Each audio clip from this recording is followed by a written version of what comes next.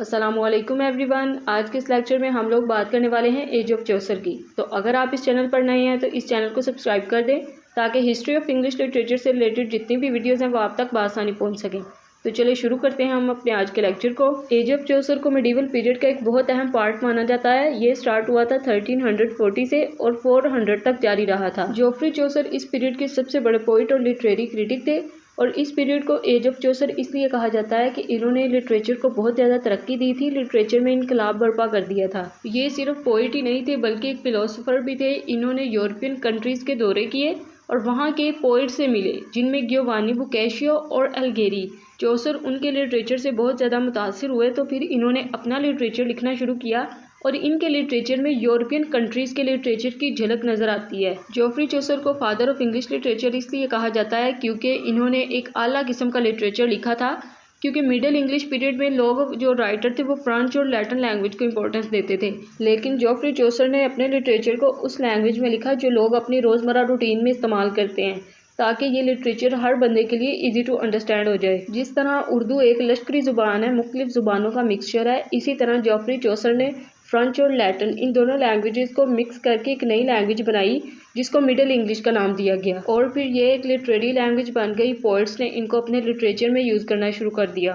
Medieval period میں جوفری چوسر نے ایک بہت ہی فیمس بک لکھی تھی جس کا نام ہے دا کینٹربری ٹیلز۔ کینٹربری ایسی پلیسز کو کہتے ہیں، ایسے مقدس مقامات کو کہتے ہیں جن کے لوگ زیارت کرنے جاتے ہیں۔ اب مختلف مذہب کے جو لوگ ہیں ان کے لیے ان کے مقدس مقامات الگ الگ ہیں۔ اس بک میں 30 کریکٹرز ہیں اور ان کے مذہب الگ الگ ہیں، اور وہ سارے ایک بس میں سفر کر رہے ہیں اور راستے میں سارے اپنی اپنی لائف سٹوری سناتے ہیں، اپنی زندگی میں ان کے ساتھ جو بیتی ہے وہ کہانی سناتے ہیں۔ اس بک کی خاص بات یہ ہے کہ اس میں ہر طبقے کے لوگ شامل ہیں، جن میں امیر بھی ہیں، غریب بھی ہیں، تاجر بھی ہیں، اور ان میں کچھ ایسے لوگ بھی ہیں جو بہت زیادہ مذہبی ہیں، جن کا مذہب کی طرف بہت زیادہ رجحان ہے۔ ہر کریکٹر کی اپنی ایک الگ پرسنالٹی ہے اور سٹائل ہے، اسی لیے اس بک کو میڈیول پیریڈ کا آئینہ کہا جاتا ہے، کیونکہ یہ اس پیریڈ کا جو معاشرہ تھا ان کے لوگوں کی عکاسی کرتی ہے۔ اور میڈیول پیریڈ کو ایج آف چوسر بھی اس لیے کہا جاتا ہے کیونکہ انہوں نے اپنی ایک بک کے اندر میڈیول پیریڈ کی ساری سٹوری بیان کر دی ہے، وہاں کے لوگوں کا رہن سہن، رسم و رواج، ان کی ٹریڈیشن، ان سب کو ایک بک کے اندر بیان کر دیا ہے۔ اور چوسر کی دوسری خاص بات یہ ہے کہ انہوں نے اپنی بک میں جو کریکٹرز دکھائے ہیں وہ ریئلسٹک دکھائے ہیں،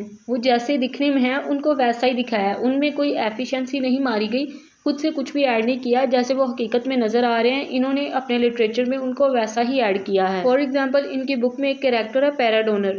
یہ دکھنے میں تو مذہبی شخص ہے لیکن وہ اندر سے دھوکے باز ہے، وہ بہت زیادہ لالچی بندہ ہے۔ اور ایک اور کریکٹر ہے وائف آف باتھ۔ یہ عورت بہت زیادہ بولڈ ہے لیکن یہ انڈیپینڈنٹ بھی دکھائی گئی ہے۔ اپنی اس بک کے ذریعے جوفری چوسر ہمیں میڈیول پیریڈ کی ریالٹی دکھاتے ہیں کہ کیسے لوگ ظاہر تو کچھ ہے لیکن ان کے اندر کچھ اور ہے۔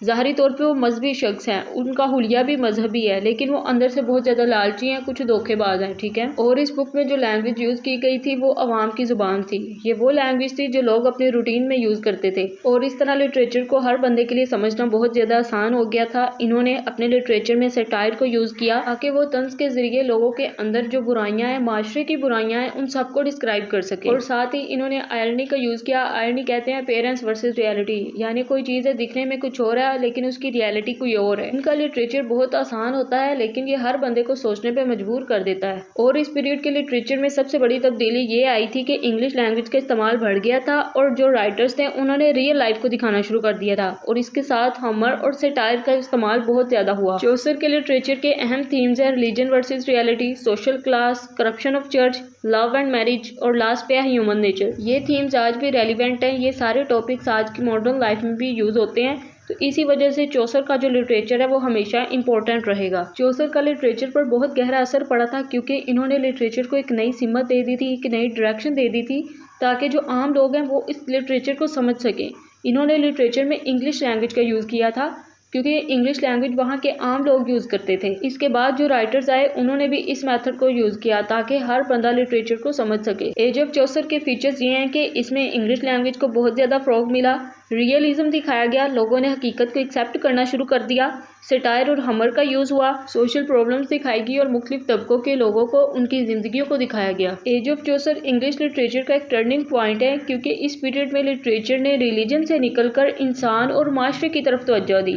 چوسر نے اپنی رائٹنگ کے ذریعے لوگوں کو حقیقت کے قریب کر دیا، جس کی وجہ سے وہ a father of English literature مانے جاتے ہیں۔ آج کا لیکچر ہمارا اپنے اختتام کو پہنچا۔ نیکسٹ لیکچر کے اندر ہم لوگ رینیسانس پیریڈ کو ڈسکس کریں گے۔